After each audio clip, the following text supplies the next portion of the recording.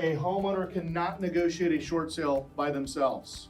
They cannot do it. They can negotiate a loan modification, they can negotiate a rate adjustment on the loan, but they can't negotiate a short sale. The property must be listed with an agent.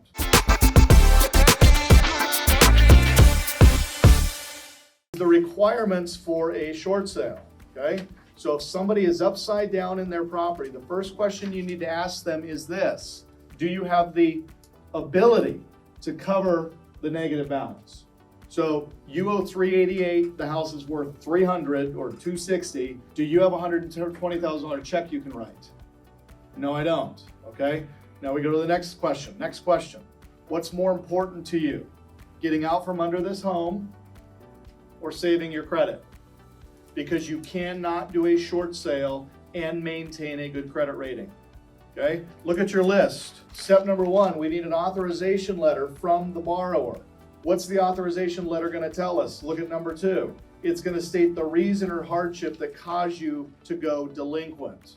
You cannot begin a short sale on a piece of real estate until you have missed 1 month's payment. So the borrower has to stop paying their mortgage.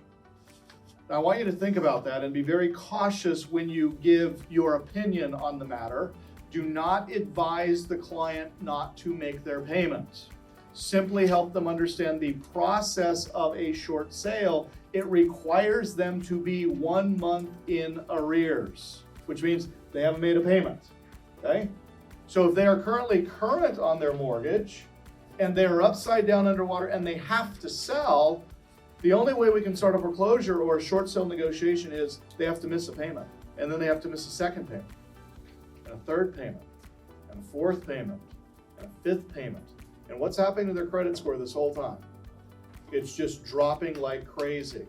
Now, as their payment or their credit score is dropping, they're not going to be relegated to rent for at least the next 24 months. So while they're not paying their mortgage, they need to be taking whatever the mortgage amount is and setting it aside in some type of a savings account. They can't touch it because that monthly payment is going to be what they will use as first and last month's down when they now move out of this property and into a rental, because their credit's shot. So they're not going to be able to buy another piece of real estate unless they buy it subject to or seller finance, which is what we are teaching on October 22nd. So it's not all doom and gloom for the owner. They just need to understand the process of how to get themselves through this and out of the situation. So they're now in arrears. They're behind on their payment. Foreclosure is looming. We need copies of their pay stubs for the last 2 months. Then I need bank statements for the last 2 months.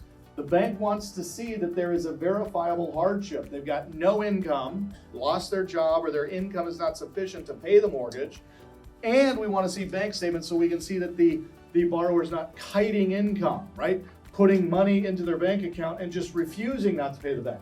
The bank doesn't want to take a loss for no reason. They're only going to take a loss if there is a legitimate financial hardship. If there is not, encourage the client to keep making their payments. They agreed to it. They signed on the dotted line that they would. They need to follow through on that obligation. But if there is indeed a financial hardship, they can't make the payment, it's too high, or we're seeing this a lot now, they got an adjustable rate mortgage in 20 and 21. So they started out with a payment of like $1,200, but now rates have adjusted to 6.5 and 7, and their payment has doubled. Anybody know anybody that's experiencing that situation right now? Okay, so when you get an adjustable rate mortgage that's affordable today, it is no longer affordable right now because rates have gone up so high. So next I need federal tax returns. I need to see that there is indeed less income coming in. We need a copy of the recent utility bill showing that they're still turning on the water and the electrical. Then we need a financial statement on the lender's form, and then we will need a net sheet or a settlement statement to begin the negotiation. Now, there's one more critical step on here that you need to write down because it's not on the bullets, okay? Here's the critical step. To successfully negotiate a short sale, the property must be listed with a realtor. A homeowner cannot negotiate a short sale by themselves. They cannot do it. They can negotiate a loan modification, they can negotiate a rate adjustment on the loan, but they can't negotiate a short sale. The property must be listed with an agent.